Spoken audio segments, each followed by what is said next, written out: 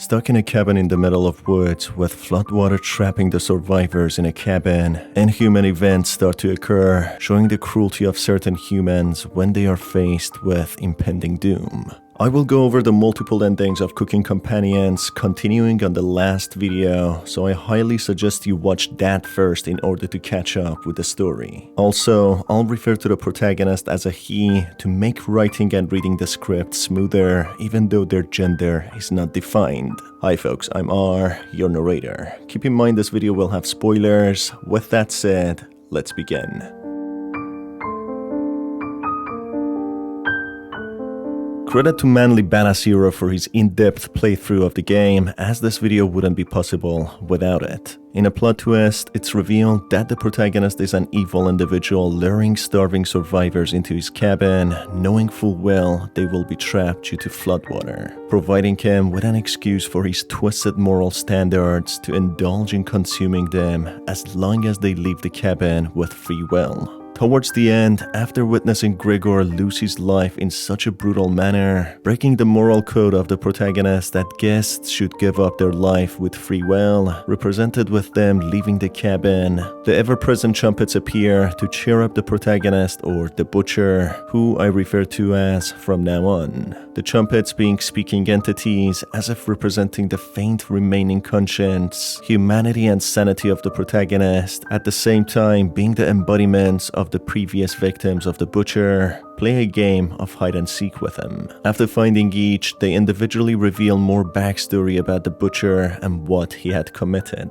Asking Cabbage about the basement key, she reminds him that it's in the oven, buried under piles of ashes, which are the burned corpses of the butcher's previous corpses. Cabbage then indicates that's the room where they found Potato, referring to the actual victim's corpse whom the butcher murdered, embodying the potato. Going to the bedroom, the butcher finds Onion. The Onion feels sympathetic for Gregor, Anatoly and Maria losing their lives in less than a month. But then the Onion makes a remark that at least it's not as bad as 5 people losing their lives in one night. Clearly referring to 5 victims the butcher, whether indirectly or directly, caused the death of. Subsequently, finding the bread with a vast inventory of puns, he explains how the trumpets used to be in the basement and that he would never want to go there again, but ultimately decides to do so for the other trumpets. Suddenly, the butcher instinctually starts drooling and salivating looking at the trumpets and accidentally licking his lips when the trumpets in shock say that he ate before and that they're no good for that anymore. Yet again, referring to their corpses being well eaten and their remains being spoiled. Going to the basement door and finding Raspberry, she joins the bunch and they use their telepathic skills to discover the last remaining trumpet, the potato, is inside the basement. Suddenly, they notice the red-haired lady, Karen, and they abruptly disappear, as if they have some sort of a link to the protagonist only, with no one able to see them. Karen, having a knife stashed in her dress, approaches the protagonist and drops it to the floor, confessing her love to the butcher. The butcher, likewise, feels the same, feeling happiness for the first time in a long time, realizing that he has found his soulmate. Staying in the slaughterhouse of a cabin the butcher dwelled within, they live a happy life being monsters, devouring hundreds of men, women and children, with their superhuman wrath being unstoppable. An investigation by the government for victims' disappearance always leads to more meals, as evident by the letters before, from centuries ago, that the protagonist, the butcher, is supernaturally strong and benefits from longevity. One day, Karen falls ill, with the protagonist failing to revitalize her and lengthen her lifespan with all the methods he had learned throughout the long life he's had. As time passes with Karen's condition slowly worsening, causing the butcher to become saddened, the time arrives for Karen to say her last goodbyes. As the butcher sits by her deathbed, holding her beloved's hand, life leaves her body with the protagonist crying. He cries to what a wonderful life they had together, killing and butchering, causing terror anywhere they visited and anyone who visited them.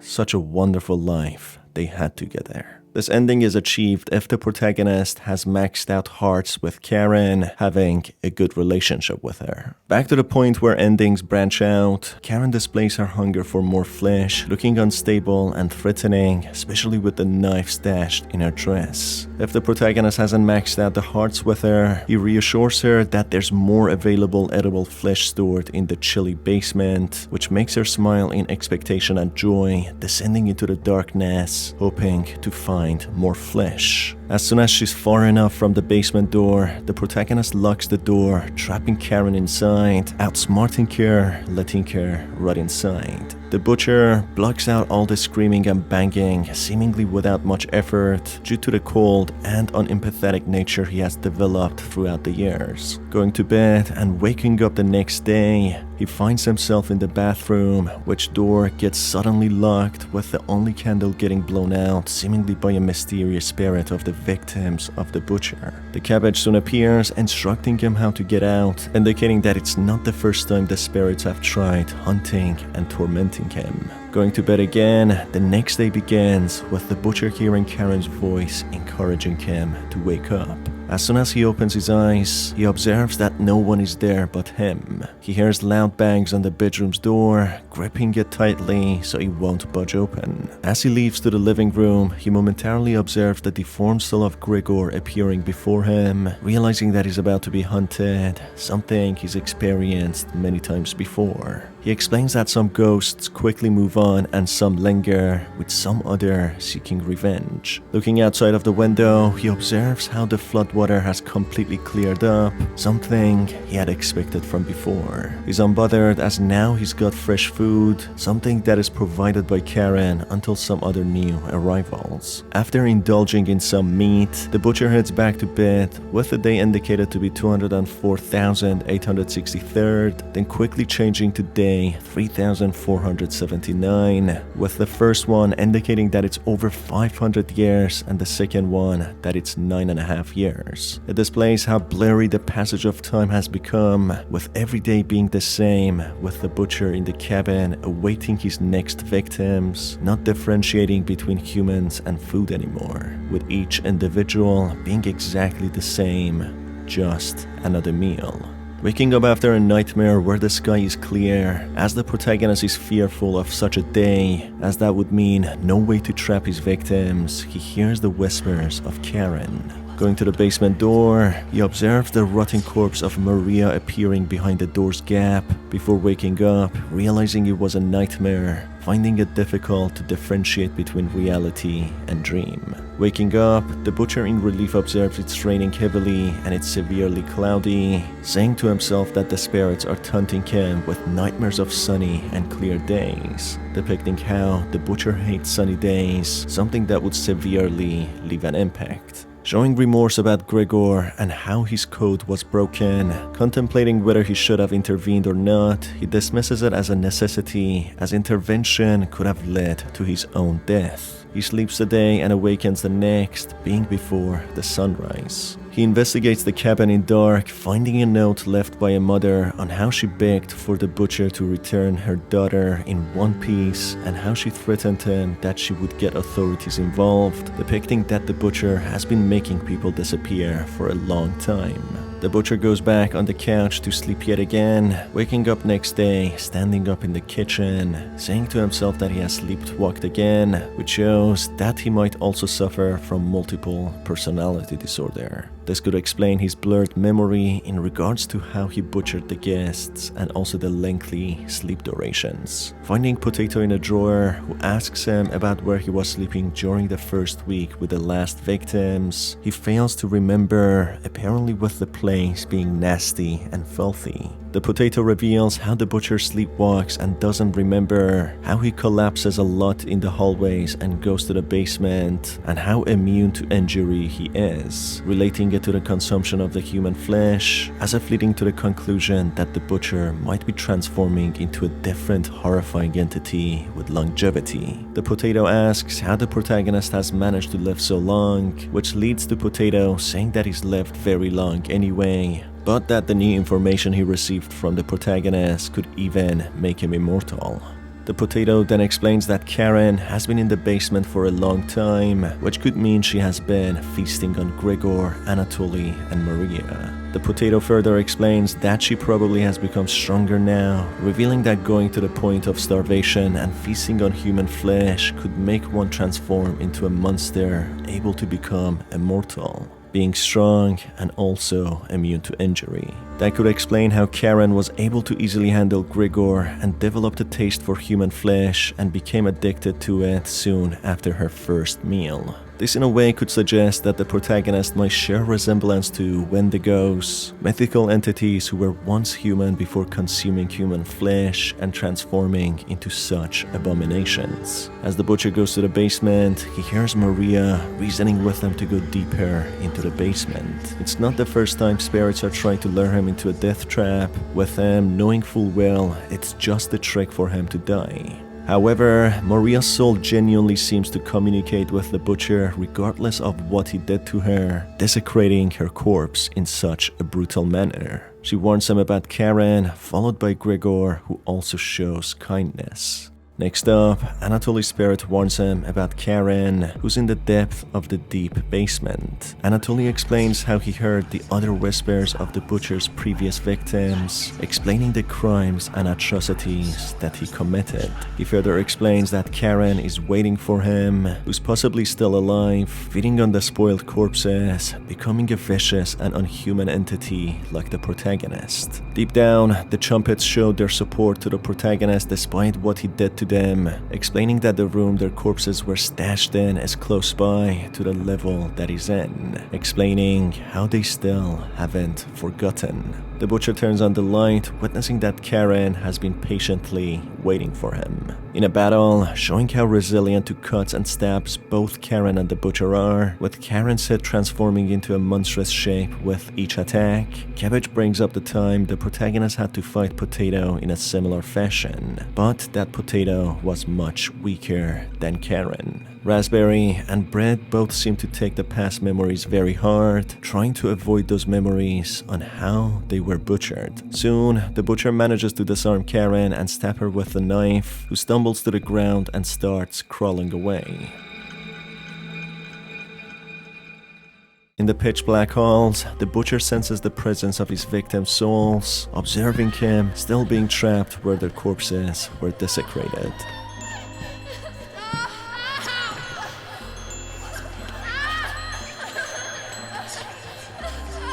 Being engulfed deeper into the darkness, the protagonist observes the spirits of Grigor, Anatoly, and Maria appear before him, who call the protagonist the Butcher of Hope, a manipulator and an abomination who starved the guests and made them lose their sanity and humanity, eating each other's flesh before suffering the same fate. They further explain how the victims' souls gravitated towards the cabin, who ended up being trapped even in the afterlife, being angered by the butcher, not having peace even after death.